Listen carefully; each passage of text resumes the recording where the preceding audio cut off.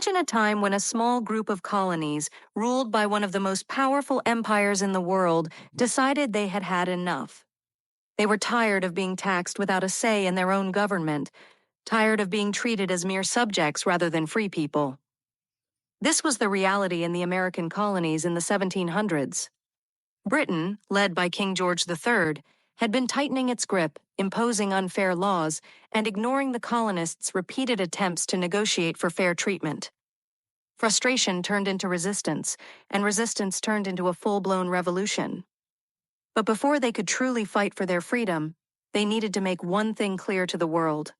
They were no longer part of Britain. They were an independent nation.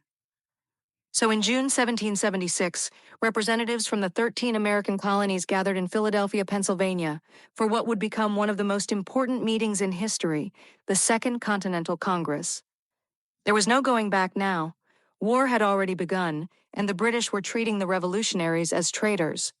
But if the colonies were going to break away, they needed a formal declaration, something that would not only state their independence, but also justify their rebellion. A committee was formed to draft this historic document, and among them was a man named Thomas Jefferson. Now, Jefferson was known for his way with words, and so he was given the enormous responsibility of writing the first draft. For days, he worked tirelessly, crafting a document that would shake the foundations of the British Empire. His words were bold, daring, and unapologetic.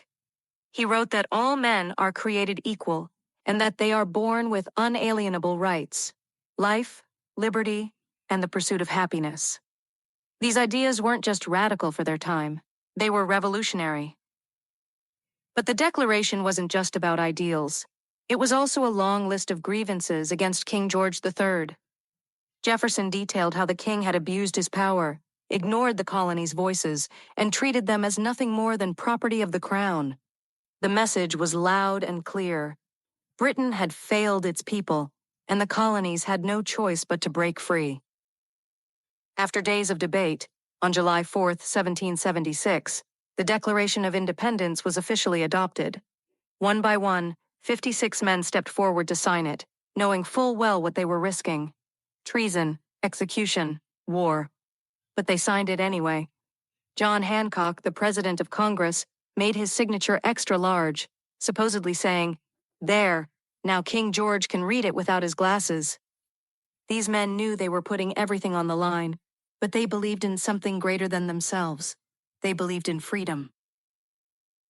The Declaration spread like wildfire. It was read in town squares, published in newspapers, and even sent overseas to rally support. It became a symbol of hope and defiance, giving American soldiers a reason to keep fighting. But what's even more amazing is how its impact didn't stop there. The words of the Declaration inspired revolutions across the world, from France to Latin America, as people everywhere realized that they, too, had the right to fight for their own freedom. Of course, independence didn't mean instant equality for all.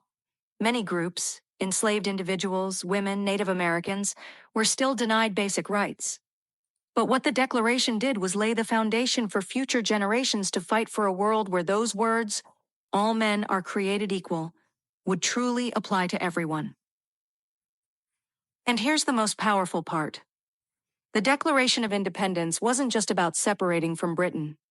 It was about a new idea: that government should serve the people, not the other way around. That people should have the power to choose their own leaders, their own laws, their own futures. That's why this document still matters today. Because freedom isn't something that just happens. It's something people have to fight for, generation after generation. So now, let me ask you, what does freedom mean to you? If you had been alive in 1776, would you have taken the risk and signed your name, knowing consequences? And most importantly, how do we, in our modern world, continue to fight for the principles of freedom and equality that those revolutionaries risked everything for?